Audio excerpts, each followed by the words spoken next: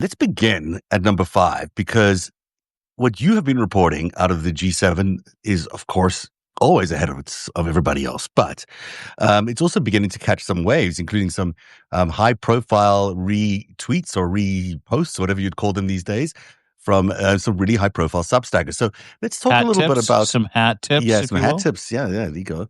So Trump left the G7. We predicted this. I think I predicted it like 3 days ago that he couldn't survive this for longer than a day. He didn't. He left the G7 a day early after observers called his performance there an unmitigated disaster. Now, 78, he appeared pale and lethargic. He fell asleep during meetings. He slurred his speech. You've got all the good stuff on dblundell.substack.com. How bad is the president's health? Brutal. It's a convenient excuse, but a good one. Donald Trump was a disaster as soon as he showed up to the G7. We went over this on the FiveStack yesterday. He ranted about how much he loved Putin and he should be allowed into the G7 again, and how mad Putin is, and how he's the only guy that's allowed to talk to him because he's the only guy he listens to. Clearly, he doesn't listen to him because Putin bombed the shit out of Ukraine yesterday. 500 ballistic missiles and drones in one night. Kyiv is on fire today. Use that as cover. Yeah, it's just unbelievably terrible. He was lethargic. He was pale. He was disheveled. He was slow. Rumors, out of Carney's camp about an odor which exists around the man, obviously because of the diaper and the catheter. He apparently fell asleep. There's pictures and videos of him falling asleep during yesterday's G7 proceedings that the Trump regime is trying to keep from coming out. And then he bailed. He goes and gives Putin a full-throated, endorsement of coming back into the G7. Zelensky arrives today. Mark Carney, stroke of genius, gives Zelensky Trump's seat from yesterday's G7 at the table yesterday, which I thought was really funny. Yeah, it was great. Well done, Mark. But what a fucking disaster artist Donald Trump is today. He has been unmasked as the dotard, the physical, mental decline was so incredibly clear. World leaders after he left not only were relieved, rumors from people in the actual orbit who were in the room are like, I am so happy he's gone. He came here to put in an appearance and look like he was part of the G7. He is absolutely not. He argued. He was argumentative, refused to sign a communique until the end of the evening, asking for a de-escalation of events between Israel and Iran. He eventually signed it. Actually, he didn't. A member of his entourage told him to, and he did. It was a disaster. And Zelensky arrived today, and he bailed before Zelensky got here because he's a fucking coward. Donald Trump showed up to the G7. I put an article out 5 days ago saying his mental and physical decline will be on display, and he will leave early. And Heather Cox Richardson, who has an incredible Substack account called Letters from an American, who I begged to come on the show many times. Maybe your influence school. Oh, yeah. No. She's coming on next week. She said she would. Cited the work that we did, one of my pieces on Substack, as like, hey, this guy called it true to form. Donald Trump figured a way to get out of the G7 because he is in such terrible mental and physical and emotional shape, because he is not interested in democracy. He is not interested in the G7. He looked like he couldn't be fucking bothered to be there yesterday. And he pulled stakes last night, said he had somewhere important to be, some important things to do. Israel and Iran is on the Macron, the president of France, is like, he has to go back and deal with Israel and Iran, which he does, which he did. And Trump's like, no, it's not even that. It's way bigger than that. And he refused to even say what he was coming back for.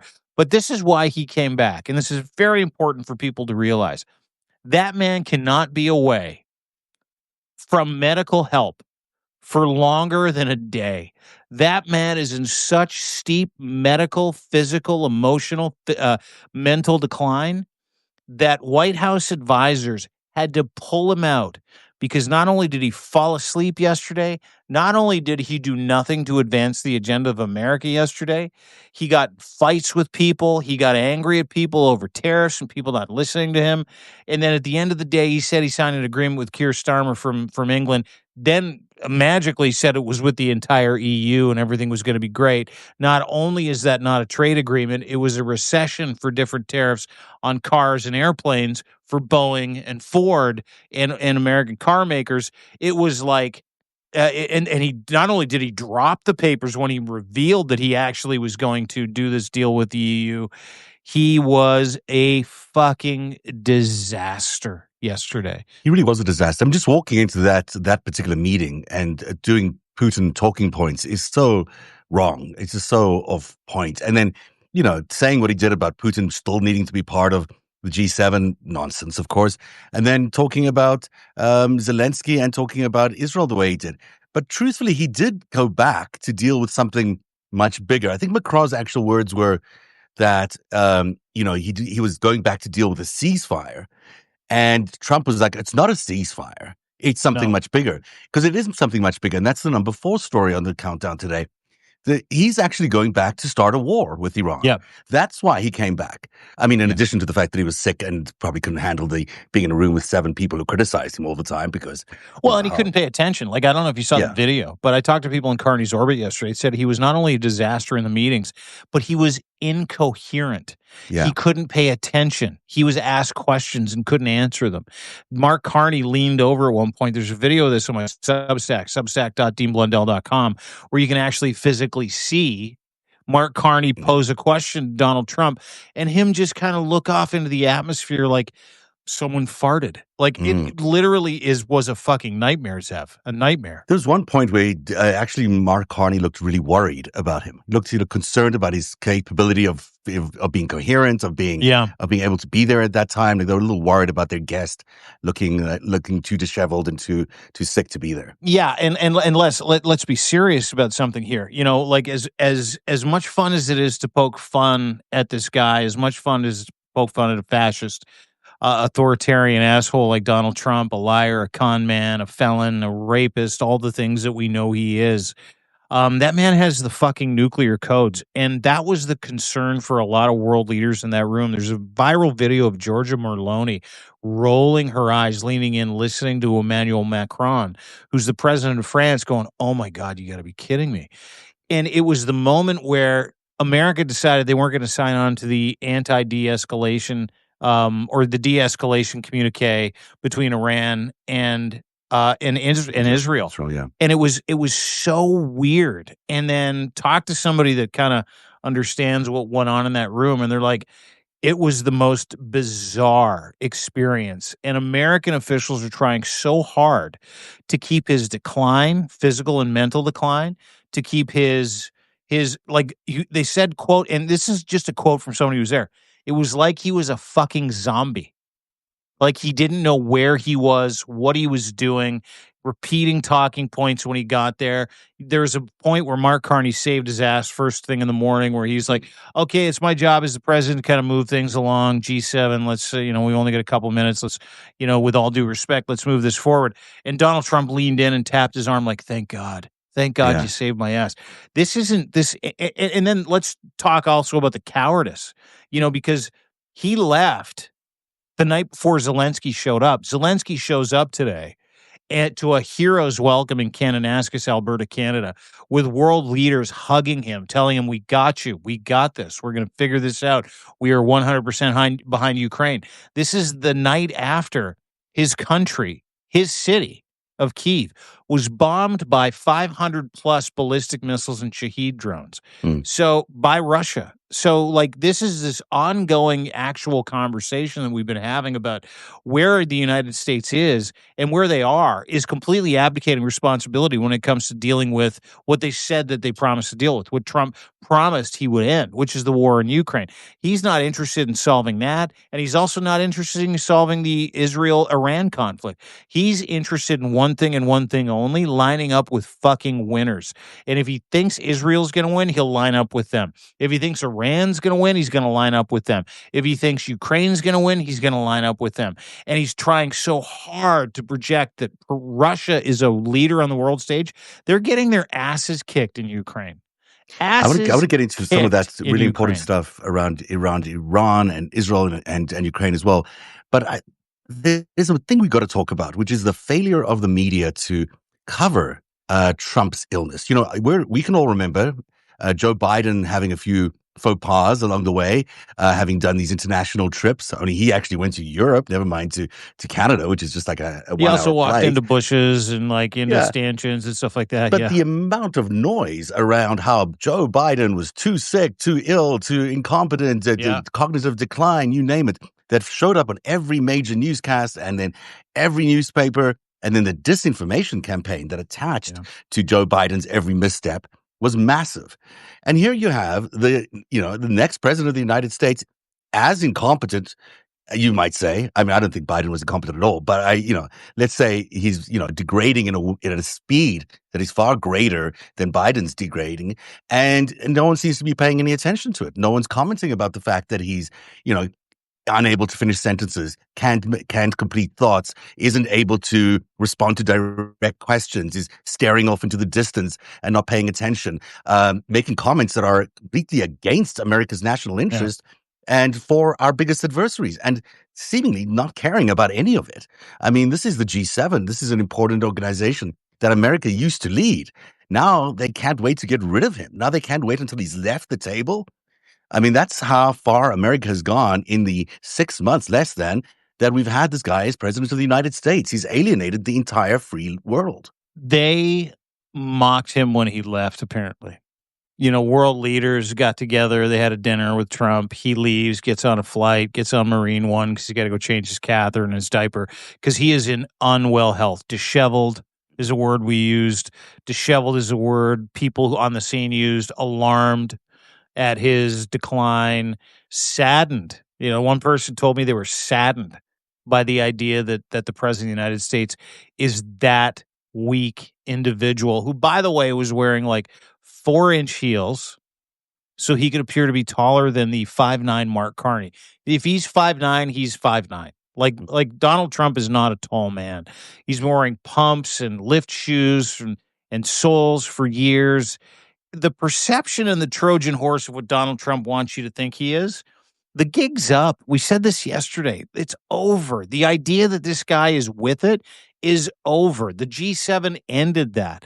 The idea that this guy is an ally to any democratic country, it's over. It's done. The guy fucking left like a coward yesterday.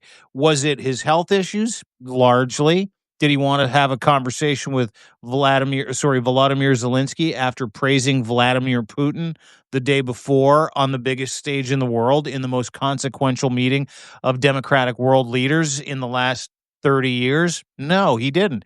He wanted to leave because he's weak.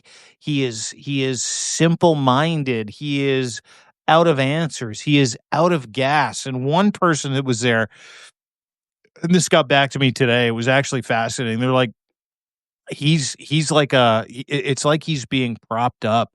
It's like he's on some kind of crazy pill juice to get him in front of people and to keep him going. And they actually said, if the little text exchange I had with somebody today, they said, have you seen the movie Elvis with Austin Butler? And I said, yes, I have. They're like, same story. Colonel Tom Parker is all of the people around Donald Trump that are forcing him to the front of the line to do the bidding of big oil, big tech, big industry. And it's like, this guy is out of fucking gas. This is the same thing they said was going on around Biden. They said there was a team of people trying to hide his condition. They considered that like a major crime against the American population. Well, if there is a team of people trying to hide Donald Trump's condition from the American people, it is the same thing, basically. And where are the critics now? Why aren't the critics out there saying, this is a crime against the American people? It's interesting, Noel Kassler, who is a comedian who used to work with Trump, says that he's got a known Adderall addiction and has had that addiction for a long period of time. He likes benzos. He likes a whole lot of things. That's why he's up so late at night. That's why he looks and acts the way he does a lot of the time. Now, that's his business. It's a medicine, and maybe he's prescribed. And by the way, speed junkies lose control of their bowels and their that's the thing that Noel made us aware of way back when on a narrative. So, who knows? I don't want to speculate about what drugs he might be using. We know. There's no speculation anymore, dude. Yeah. Like what we saw was what we saw. Yeah. Like, the time is done for people to go, oh, maybe he's just tired. Maybe he's just burning the candle at both ends. No, he's a fucking wreck. Yeah. Donald Trump is a mess. And let's just stop for a second pretending that he's not. Yeah. Let's just stop pretending the president of the United States isn't with it. Let's just stop pretending this guy is like this superhuman who's going to live till he's 220 years old and no one's ever seen anything like it. He is a fucking physical, mental, and emotional disaster at this point. He really is. And they are literally doing exactly what they said they were doing with Joe Biden, is exactly what's happened. Where the fuck is Jake Tapper? Yeah. Where's Jake Tapper on this story? I'd love to see Jake come out and talk about this because, well, we know why. The big thing is, though, at number 4, is that Trump is actually escalating the war against Iran. This is a very serious story because we're seeing the turn happen in real time. Now he's speculating, or there's speculation at least, that they will start taking out some nuclear facilities themselves. In his tweets earlier on, or was it a Truth Social earlier on, he demanded Iran's unconditional surrender, which really you only do if you're attacking a country. It's not something you do if you're busy negotiating a nuclear deal with them. And he almost ominously posted that the U.S. knows where Iran's supreme leader is, but won't kill him, at least not for now. I mean, this is the president of the United States threatening at some point to possibly assassinate the leader of Iran. Vice President J.D. Vance says Trump may decide he needs to take further action to end Iranian enrichment. Well, what happened to the negotiation around the nuclear talks that they were doing? Why are they now sitting in a national security meeting in the White House right now, debating whether to join Israel's attack on Iran? And of course, they've been sending a lot of military hardware into the region over the last few days. It's clear, to me at least, that what Trump and Netanyahu have been doing all along is playing some sort of game. You know, on the one hand, Trump appears to be negotiating a deal with the Iranians, while Israel continues to prepare and does ultimately attack these Iranian facilities.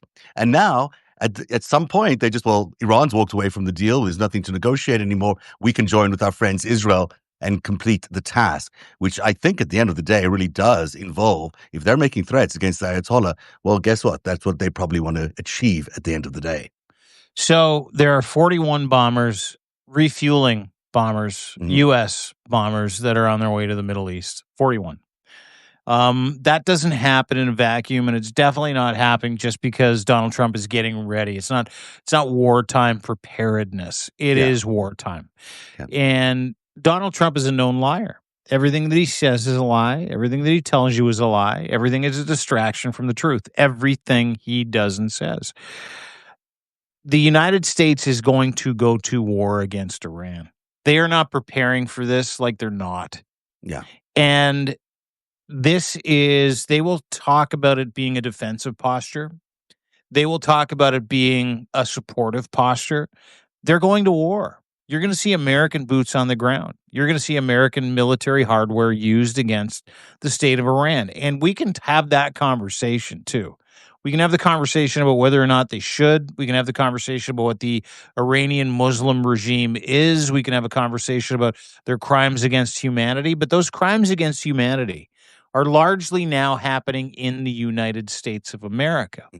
Lack of due process. Well, Donald Trump will tell you that he's going there to deal with lack of due process. You're talking about a religious regime. Donald Trump resents a religious regime. Right. So we live in this fucked up, bizarro time where allies are not allies, and they'll use rhetoric, largely religious rhetoric, against each other. But Donald Trump is no different than the Khomeini at this point. He's no different than Benjamin Netanyahu at this point, who are trying to drive a violent result while lying to you about their intentions, who are trying to drive a genocidal result while lying to you about why they're going to do what they do. And Trump is this, like, you know, he's this vacillation expert. He's this guy that's like, I don't want to pick a side. You know, I don't know if I'm like that guy or like this guy. I can't really tell you what my favorite book in the Bible is. All of those things, the vacillation around Donald Trump exists around Donald Trump because he does not know what the fuck he's doing. He's just looking to tag his hook along to the winner, and whoever the winner might be. And I can tell you this, if Iran looked like they could take out Israel, there wouldn't be a fucking second thought in Donald Trump's mind about where we should put America's allegiance, because that's how Donald Trump thinks, is what's in it for me? How can I get the most out of this? And then who do I fuck along the way so I can get that? And he's been brought along by Netanyahu and Mossad. He's been brought along by the FSB. He's been brought along to think like this. This is how he's always think, because he's never had a fucking original thought in his own head. So everything you see him doing, just know that it's pre-scripted and probably massaged to him via Benjamin Netanyahu. And listen, I've got no love for Iran. I've got no love for a violent Muslim regime. I really don't. But his threat to the Khomeini today was crazy, fucking bananas.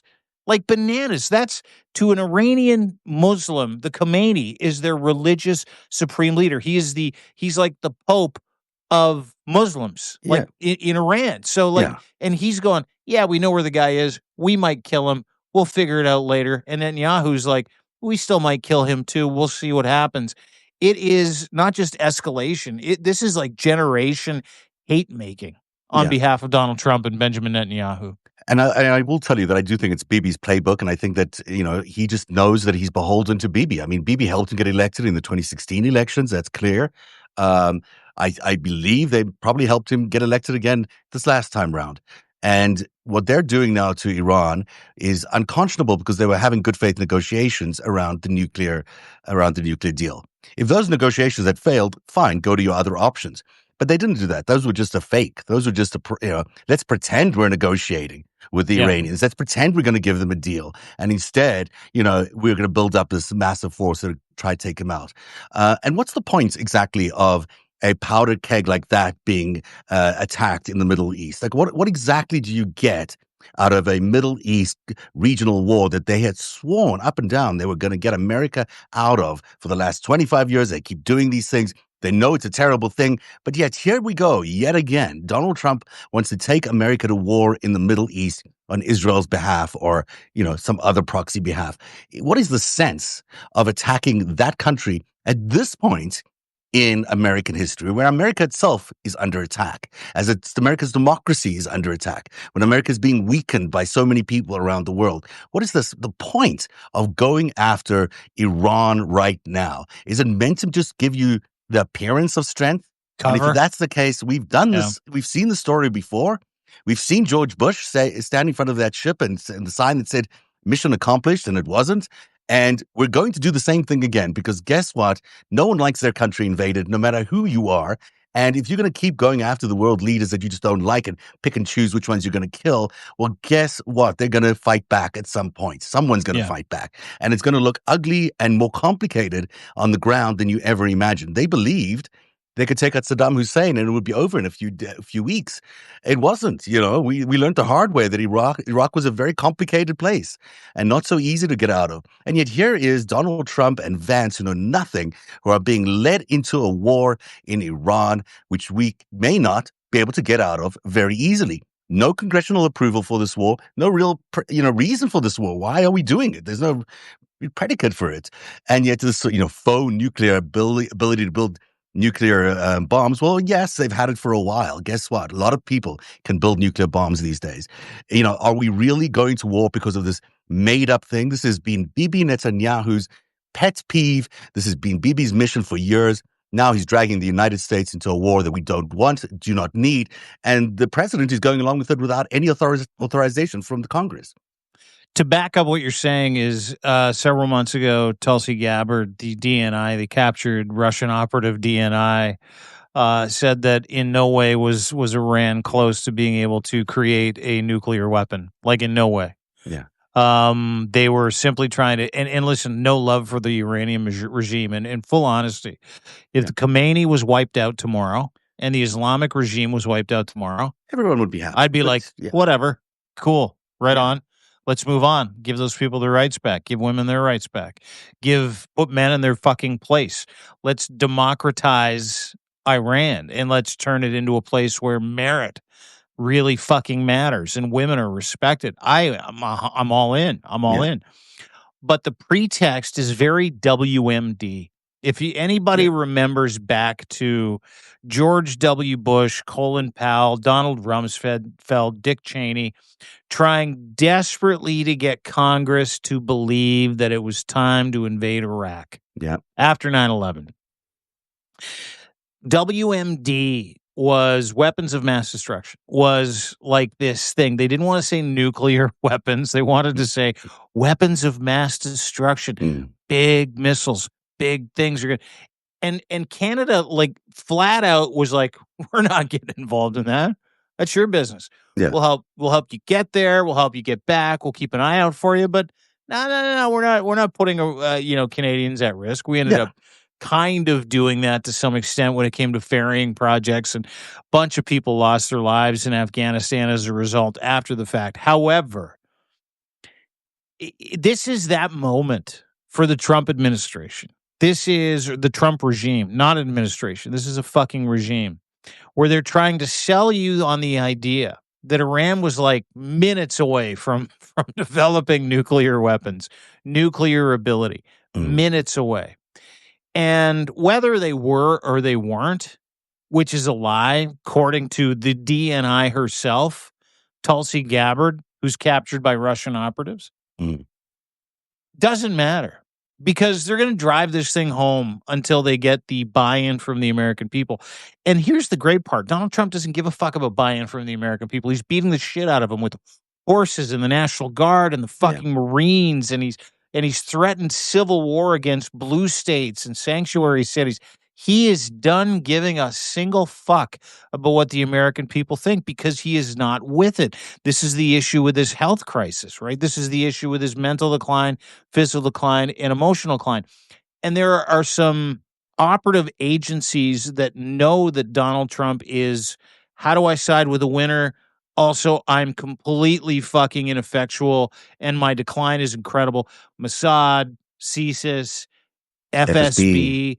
Every major organization is trying desperately to get to this guy, and he is beholden to people that he grew up respecting. Israel gives it all to FSB. Sorry, to Mossad. Putin, Russia gives it all to Mossad. And so he is literally captured. He's as captured as you can be. And he'll do anything that gives him a second chance, another life, another opportunity to stay out of jail, another opportunity to be a winner, and of course, the fucking money. And that's what this is about. So he's going to literally send Americans to their death so that he can enrich his crypto wallet, so that he can make sure that he creates a multipolar world, so he can appease Vladimir Putin, he can appease Xi, he can appease Benjamin Netanyahu. So remember that the next time you see a video of him going around saying no wars were ever started when he was in office. If he was here, no wars. He's got a troop buildup and 40 plus fucking bombers and refueling tankers that are amassing in the Middle East to literally attack and help Israel attack Iran in this war that he said he's got nothing to do with.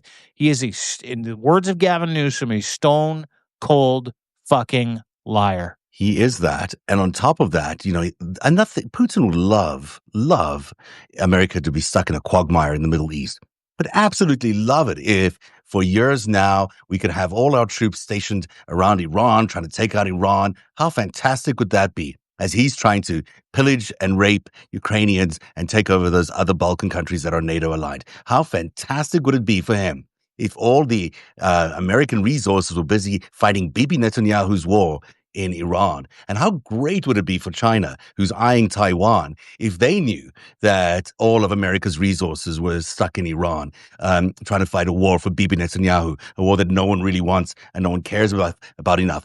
This is the nightmare scenario that he's going to lead us into. And because he's a singular, executive president or whatever they want to term him, he's going to do it without consulting anybody. It used to be you can't go to war unless the Congress says you can go to war. I don't see that happening. That's not going to happen in this case. I think he's just going to decide on a whim. He's going to wake up one day and he's going to say, okay, we went to war last night. I think that decision's already made, don't you? They're about to make it, I think. They're sitting there in the National Security Council right now. They are discussing these very issues. How do they go to war with Iran in the midst of a negotiation with Iran? I mean, this is the country that should be talking about de-escalation, that should be trying to solve the situation, is busy pouring gasoline on the fire, trying to make it even more worse for everybody around and make it worse for America's future, because we have not done well in the Middle East in past wars. We've not done well in many wars. So, is this the one we want to be fighting? I don't think so. Story number 3 on the countdown. The New York City Comptroller has been arrested by masked my God, did you ICE see the video? agents. I did. Brad Lander, New York City's Comptroller, and he's a Democratic mayoral candidate, was detained by masked ICE agents outside a Manhattan immigration court today. Lander was escorting a defendant and repeatedly asked to see a judicial warrant when federal agents swarmed and arrested him for asking to see a warrant. This marks the first time a major elected official has been detained for requesting legal documentation. It's everything you feared, and it's happening in real time. This is ICE gone out of control for arresting a city official, the comptroller, for asking to see a legal document. Yeah.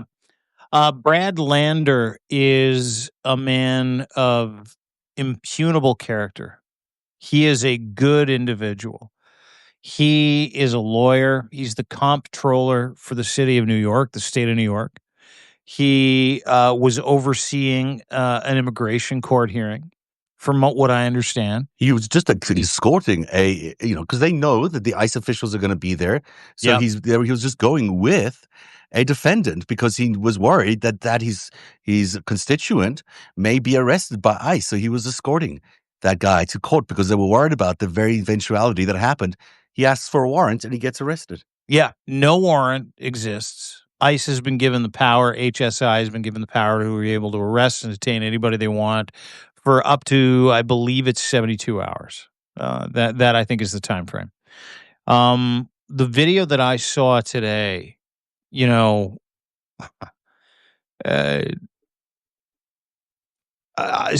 are times where I'm without words. When I watch a video of a lawmaker, a duly elected official, a good human being get arrested for simply not being aligned with Donald Trump. And then I go back to certain stories like Trump's executive order telling VA doctors they don't have to give medical service to Democrats or anybody that doesn't align with Trump's MAGA policies or Donald Trump himself. And then I think about what went on in LA and what's going on around cities in the United States of America, the arrest of Justice Hagan, watching Alex Padilla get shouldered and getting his ass kicked in the middle of a hallway, trying to ask a question of DHS Secretary Kristi Noem. It can't be more. Yeah, thank you. It cannot be more evident to Americans that this is not just a dry run. They're warming you up. They're getting you used to the idea that you live in an authoritarian country run by an authoritarian asshole who will go to great lengths to silence people, to quiet people, to make people feel like they are too intimidated to report the news, to talk about the truth, to tell people about how much of a fucking piece of shit this guy is. No King's Day this last weekend and Trump's military parade, and I want to get to this real quick. And I don't know if this is a numbered story in the FiveStack, and I apologize for not knowing this. Add it in. Is a great example of what we're talking about. Fox News was outed today as dubbing in chants of USA, USA, and cheers from people into Trump's disastrous military parade. Mm-hmm. There is a fear-based perception out there that they want you to own. They want you to take it with you everywhere you go. So you don't talk about Donald Trump's terrible parade. So you don't show up to No Kings rallies. And I blame a couple of people for this, but more importantly, I blame mainstream media in North America specifically, and you talked about them to start the show. Specifically mainstream media like CNN, MSNBC to a lesser extent, Fox for sure, any CBS, ABC, any NBC, every major mainstream media outlet, that has hyper fucking normalized anything this piece of shit does to American citizens, elected officials, as just something else, or just this is a political It's wrong. It's indecent. It is violent. The video of Brad Lander getting manhandled out of a courtroom today for helping an immigrant who in no way should be sent out of this country, according to Brad Lander, who's just an immigrant, legal immigrant, who Donald Trump is trying to ramp up deportations of to the tune of 3,000 a day, regardless of legal or illegal status. He went there to make sure that this person had that protection, and they beat the shit out of him on live fucking TV. Again, this is another human being, like another political opponent, someone else who doesn't agree with the Trump regime, that they physically manhandled and knew it would be on television to send that message to the American people. You're awake. 3 to 5% of the United States showed up to the No Kings rallies this last weekend. America is awake.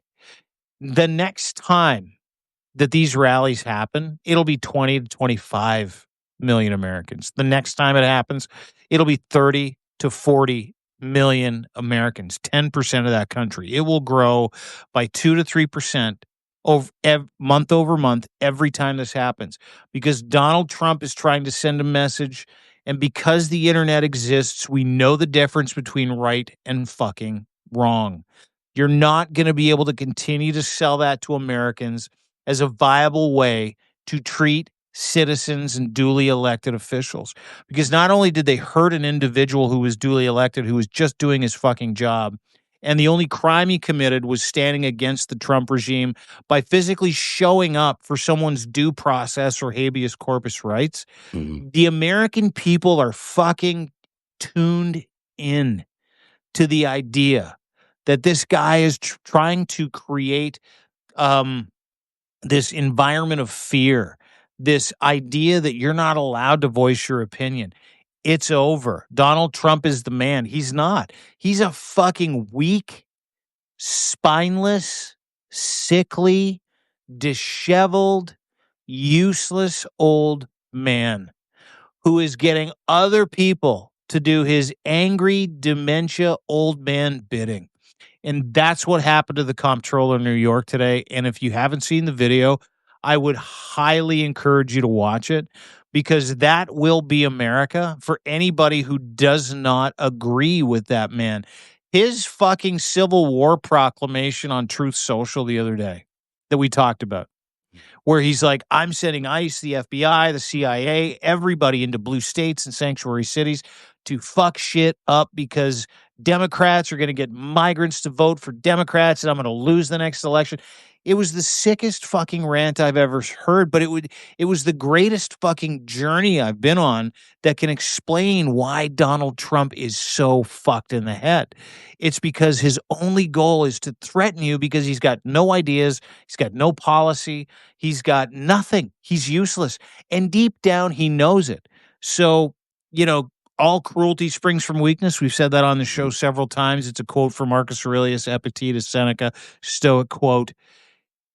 That's what this is. He's done. He's toast. He's finished, and he knows it. And the only thing he can do is shit like he did to Brad Lander today, and to show you that shit so you remain afraid of him. And that is it. That is the goal, dude. Brilliantly said. The attack on Lander today is not only all the things you're saying about the cutting back of the freedom of expression and freedom of speech, it is actually sanctioning violence against your opposition.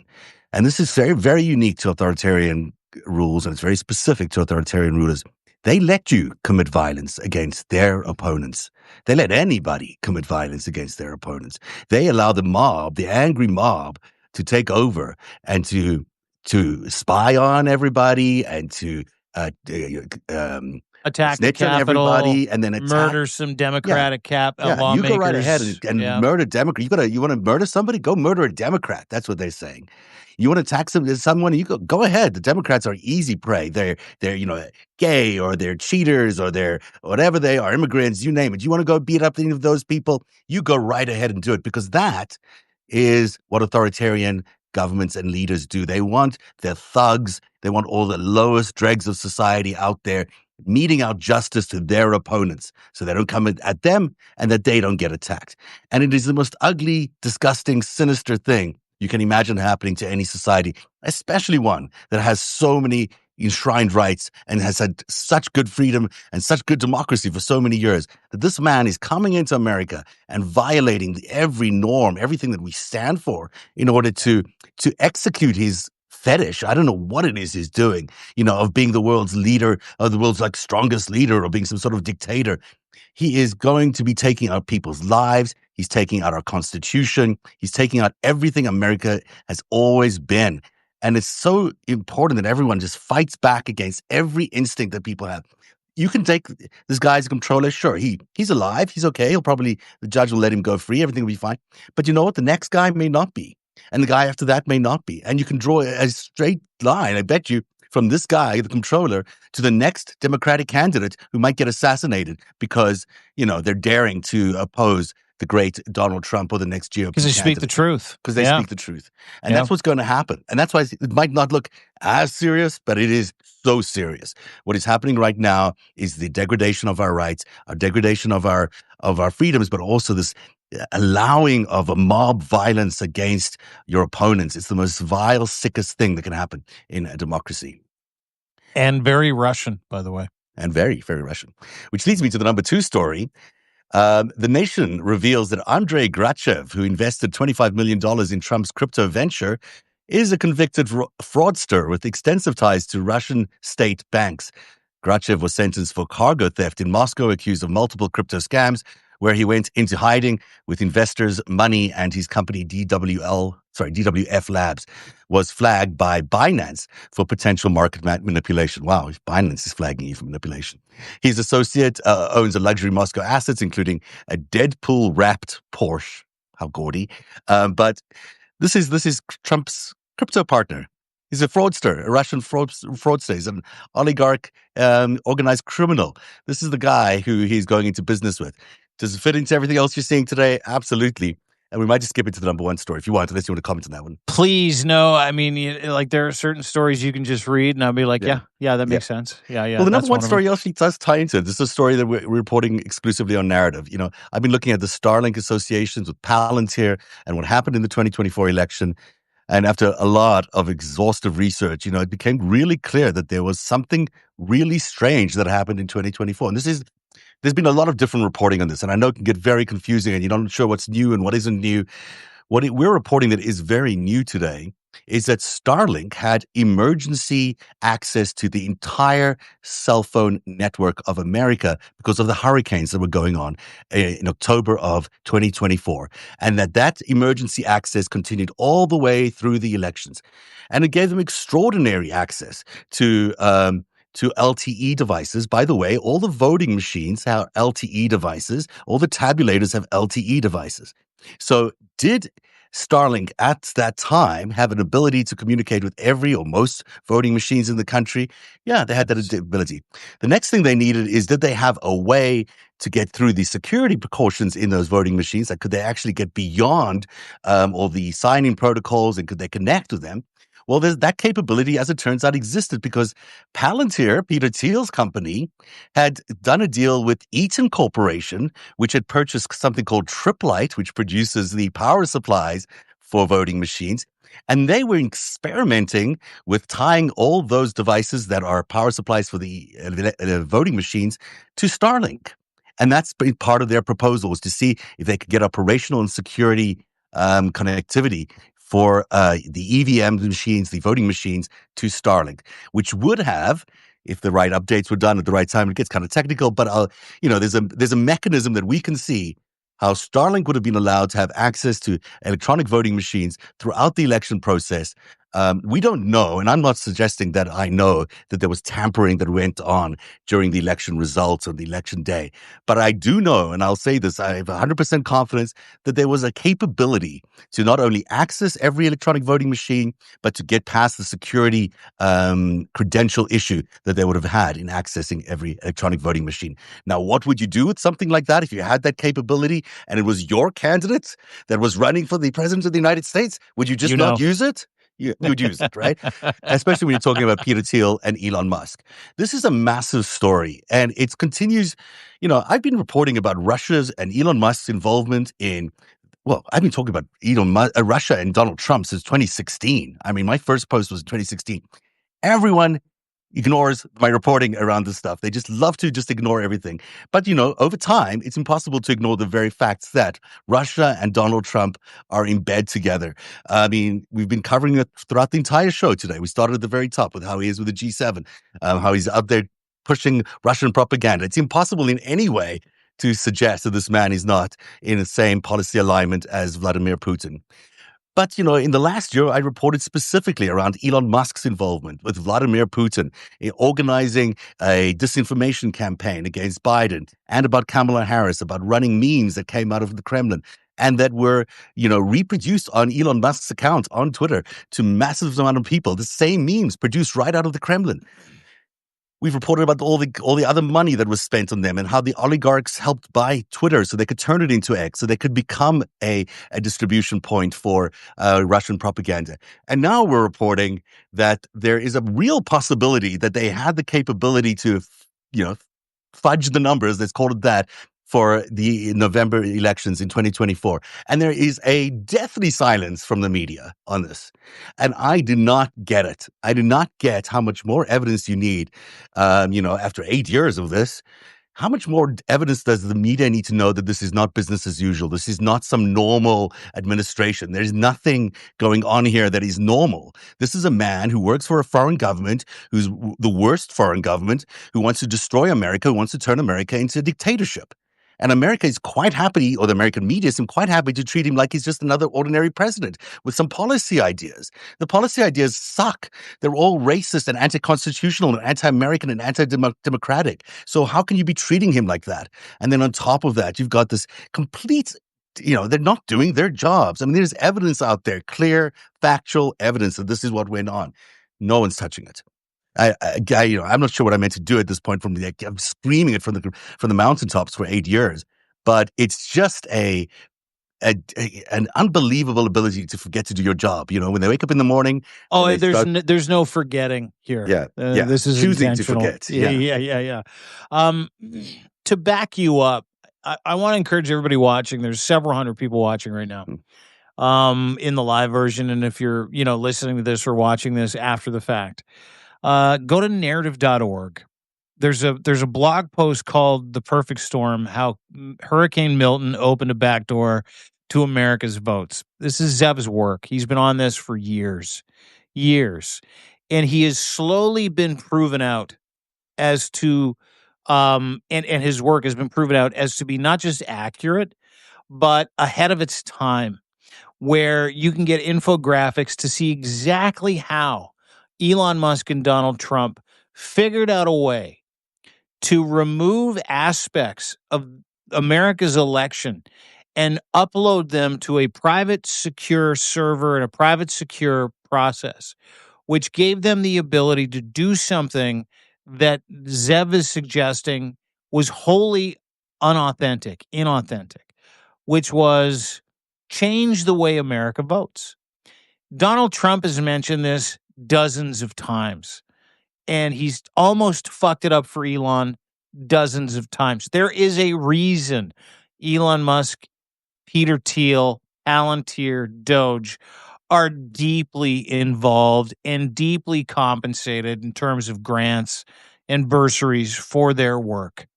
It's because it's probably fucking true that Donald Trump and Elon Musk and the PayPal mafia, the Silicon Valley douchebags, rigged the 2024 election on behalf of Donald Trump, which Donald Trump several times in his dementia-laden, Gramps fucking charged bullshit has gone, if it wasn't for them rigging it, I wouldn't be the president for the World Cup. If it wasn't for them rigging it, I wouldn't be the president for the Olympics in LA. Thank God for Elon Musk. He's so good at computers. He knows things about computers. It's as real as it fucking gets. Yeah. And Zev's not the only person reporting it. But Zev was the first person for the last, 3-4 months. It's been like, hey, everybody, something's weird here. You talk about the dereliction of duty when it comes to mainstream media. I want to stop here for a second.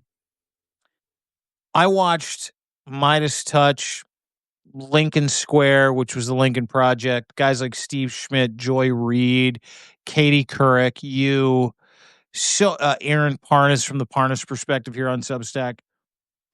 Not only dominate the information square during the No Kings protest and Trump's military parade disaster, people like you dominate the conversation when it comes to, what's really going on and who's lying to you, and the fact that this president is probably completely fucking totally illegitimate. Not only talking about, us talking about how sick he is. I telegraphed that he was so sick, this is a week ago, that Donald Trump would be pulled out early of the G7 so they could hide how unwell he is before Zelensky got there. Well, what the fuck happened yesterday and today? Exactly that. The lovely Heather Cox Richardson, who was kind enough to include that in her reporting, letters from an American, which is a great Substack. I highly encourage everybody to go. We're in a time where independent media is not just crushing mainstream media, we're embarrassing it. We're fucking telling the truth. We're not just saying shit so we can get clicks. We didn't come to Substack so we could make a couple of bucks. We didn't come here so that we could, figure out if we could find a place to be and be famous and all that other shit. Because there's a lot of terribleness that comes with this kind of reporting, which is being threatened, which is having police at your house, which is, people starting Proton accounts, sending emails to the city council in Toronto saying, I'm Dean Blundell and I'm gonna murder everybody with an M16 because I don't like black people. That actually happened a couple of years ago, just so you know. There's a toll that comes with this. But there are several people out there in mainstream media who are trying to tell you the truth, who are not just reading tea leaves, but bringing tea leaf receipts, saying, here, look at this.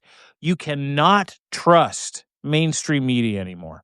You cannot trust CNN to have a legitimate fucking headline that puts the truth in its place and a lie in its place. You certainly can't trust Trump state media, Fox News. You're not going to be able to trust Rebel News, Breitbart. Those are not mainstream media outlets regardless. But we live in this cowardly media time where so many fucking people that run these media outlets are afraid of kissing off access. They're afraid of hurting their bottom line. They're afraid of getting an email from someone at mypillow.com saying, if you don't take this story down, or another organization, we're not going to give you hundreds of thousands of dollars because Trump's our guy. That's what's going on in the media. And the only place you can trust stories like this, and Zev's reporting is bang fucking on. And you're starting to see mainstream media not grow a spine, but latch onto it because they know. They know that what people like Zev are saying, Midas Touch are saying, Lincoln Square are saying are true. They know people like Heather Cox Richardson are telling the truth. They know people like Jim Acosta is telling the truth. And so now they're trying to double back and have it both ways. Fuck them all.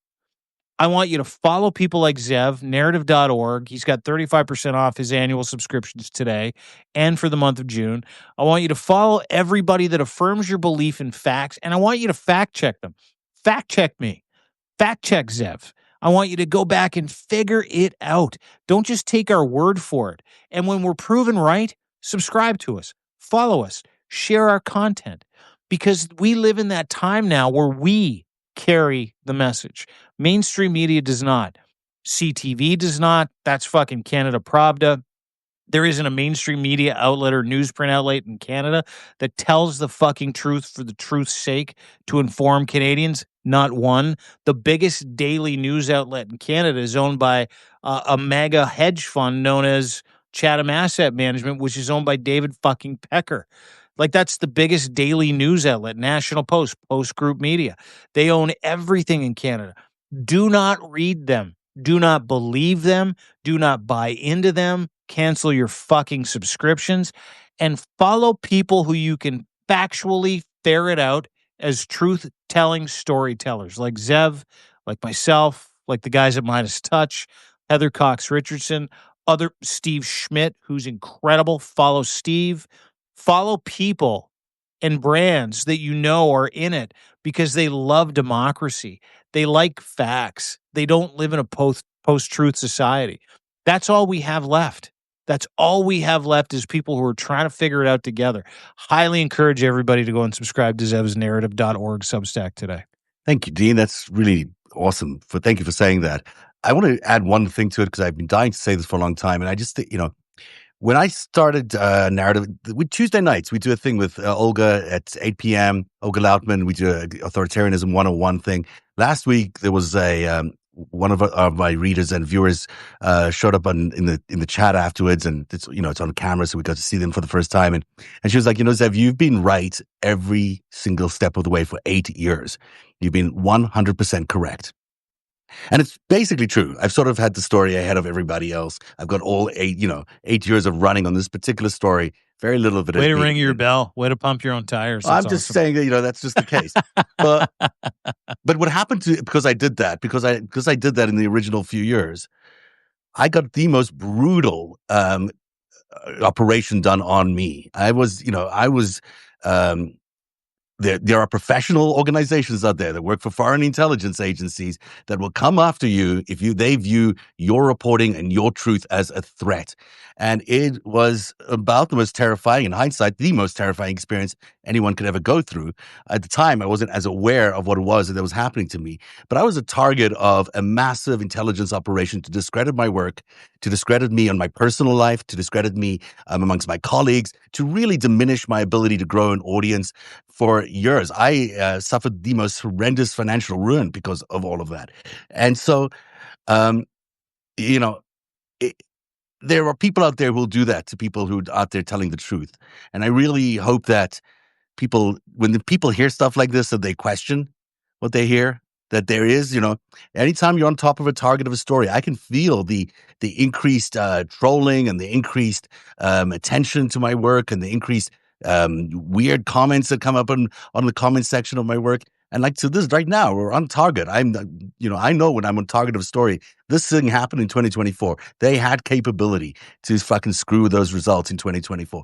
I'm just happy you swore. I'm just happy you used the F word because you gave me shit for using the F word. Occasionally I do. So, I'm just saying to everyone, this is a big story. If you're believing anything that's being said about me in the past or discrediting me, this is factual, important reporting, and everyone needs to know about this.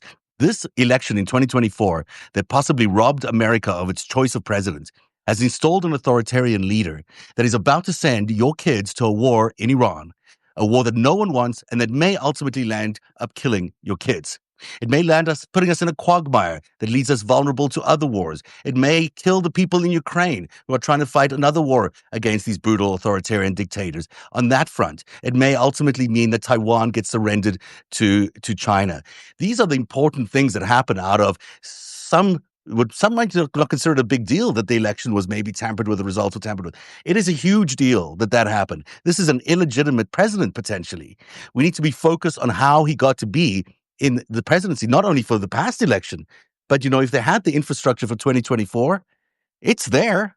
It still exists for the next election and the one after it, which is how they think they will never need to worry about an opposition from a Democrat again in America, because they don't believe that there'll be a free and fair election in the future, because they've already built a mechanism to control the next election and the election after that and after that and after that, which is why Donald Trump kept saying, I don't need your votes after this one. I don't need your votes after this one. I didn't even need your votes for the first time. And it's why Elon Musk was walking around with an app that no one knew, that was able to give him real-time results of what happened on election day that nobody else knew about. Nobody else got that information except for Elon Musk. Well, where did Elon Musk get it from? Where did he get it from? I bet you it came out of Starlink. So that's something for people to think about. And that is the show. Well done. Well done. Everybody go and subscribe to Zev's Substack. He needs your support. We need your support. We need to keep people like Zev on the stick. Narrative.org, 35% off for the month of June. I'm going to say great things about your site too, though. You're not getting away with just flattering me. Oh, no, I'm going to toot my own horn. DeanBlundell.substack.com is amazing. And today, I mean, you just get better and better all the time. And honestly, I am a friend of yours and a fan of yours, but I am so impressed by your journalistic work. It's which I was expecting, but I didn't quite know it was going to be as good as it is. It's really top notch. Everyone should be reading DeanBlundell.substack.com. He's a fantastic journalist amongst being a very, very, very brilliant broadcaster. So everyone should check out his stuff. Subscribe in every way you can. It's also the same discount, I think right now, 35% off for the annual rates. And that is the FiveStack for today. The top 5 stories of the day. Keep it moist, everybody. Keep it moist. That's all I got to say. Keep it between the lines. Keep it between, drag a skate, if you will. Keep it on side. Be peaceful. Be loving. One of the great comments, one of the great quotes, the best revenge is to not be like them. Be better than them. And that's what we'll leave you with today. Thanks for joining us for the Substack, everybody. We'll see you tomorrow right here, 3 o'clock with my friend Zev Shalev, narrative.org, DeanBlundell.substack.com. Keep the fight alive for democracy. Have a great day, everybody. We'll see you tomorrow. Bye. Cheers, everyone. Bye.